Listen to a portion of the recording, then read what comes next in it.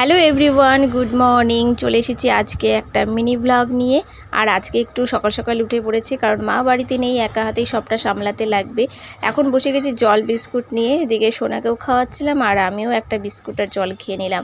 আর ব্রেকফাস্টে বানিয়ে নিয়েছি রুটি, আর একটাই ঘরে বেগুন ছিল, সেটা ভেজে নিয়েছি সোনার জন্য। আর আমি খেয়ে নিলাম রুটি আর চা।